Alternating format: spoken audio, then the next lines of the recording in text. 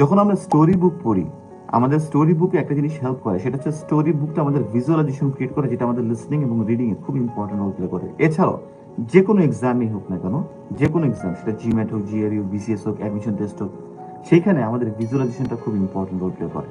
এবং এটা বিল্ড করতে আমাদের স্টোরি বুক হেল্প করে। ছোটবেলা থেকে গল্প বই পড়ি না, সেই গল্প বই, যেমন হুমায়ুন আহমেদ স্যারের বই পড়ছি বা বই পড়ছি, দেখছি হিমু হাঁটছে, কুয়াশাওয়ালা একটা সকাল, সে চা খাচ্ছে, আমরা কিন্তু ভিজুয়ালাইজ করছি।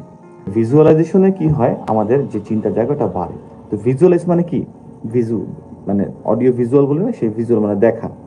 আর অডিওটা কিভাবে হয় গল্পের বইতে, আমরা যখন পড়ি, আমরা তো লাউডলি পড়ি না, মনে মনে পড়ি, ওটা কিন্তু একটা অডিও, ওটা একটা অডিও। সো যখন আমরা সেই গল্প বইগুলো পড়ছি, ফর এক্সাম্পল হিমুর একটা গল্প বই, একটা ঘটনা পড়তে পড়তে একটা ওয়ার্ডে ধূপ করে আটকে গেলাম, বুঝলাম না যে ওয়ার্ডটার মানে কি, কথার কথা বলছি, তখন এই ওয়ার্ডটা যখন আমি আলাদা করে যাব, ডিকশনারি থেকে আমি এটা শিখবো, শিখে আমি ওইটার ওই গল্পের বইয়ের নিচে আন্ডারলাইন করে উপরে আমি সুন্দর করে ওয়ার্ড মিনিংটা দিয়ে দিব। এটাতে কি হচ্ছে, এটাতে হচ্ছে এই জিনিসটা যে ওয়ার্ড মিনিংটা তো আমি জানলামই, এবং এই ওয়ার্ড মিনিংটা কোন ধরনের প্রেক্ষাপটে থাকে, কোথায় আসে, এটাও আমি জানলাম। এক ঢিলে দুইটা কাজ হয়ে গেল।